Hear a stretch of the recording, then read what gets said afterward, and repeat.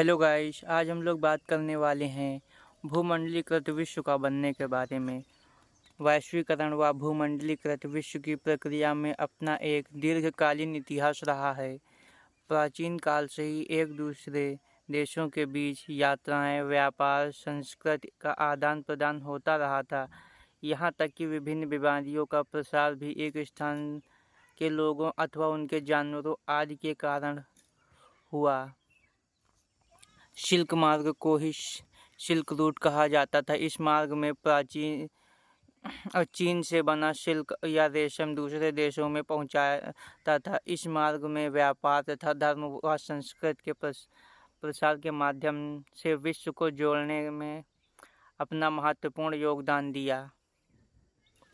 Columbus ने America पहुंचने के साथ ही आलू, सोया आदि खाद्य पदार्थों को यूरोप और एशिया पहुंचाना शुरू हो गया। यूरोप और आयरलैंड को जनजीवन पर आलू की सबसे अधिक प्रभाव हुआ। यहाँ तक कि जब किसी बीमारी के कारण यहाँ आलू की फसल खराब हो गई तो आयरलैंड के लाखों लोगों की मौत के मुंह से में समा गए। पुर्तगाली और स्पेनिश सैनिकों के विजय अभियान के समय इनकी सभी बीमारियों का वैश्विक प्रसार भी हुआ। इसके साथ किसी भी प्रकार के परंपरागत हथियार तो नहीं थे। इसके साथ चेचक के कीटाणु भी अमेरिका पहुंचे और इस बीमारी के प्रकोप से वहां लाखों लोग मर गए।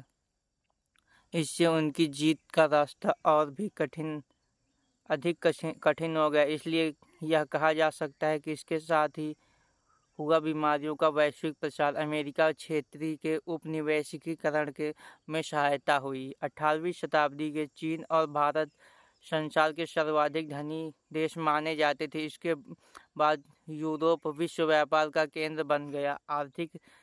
अर्थशास्त्रों के अंतर्राष्ट्रीय आर्थिक विनिमय में तीन तरह की एक दूसरे की संबंधित गतियों का प्रवाह व उल्लेख किया। इसका लोगों के जीवन पर विशेष प्रभाव पड़ा। इसमें पहला प्रवाह व्यापार का होता था, दूसरा प्रवाह श्रम का होता था, तीसरा प्रवाह पूंजी का होता था।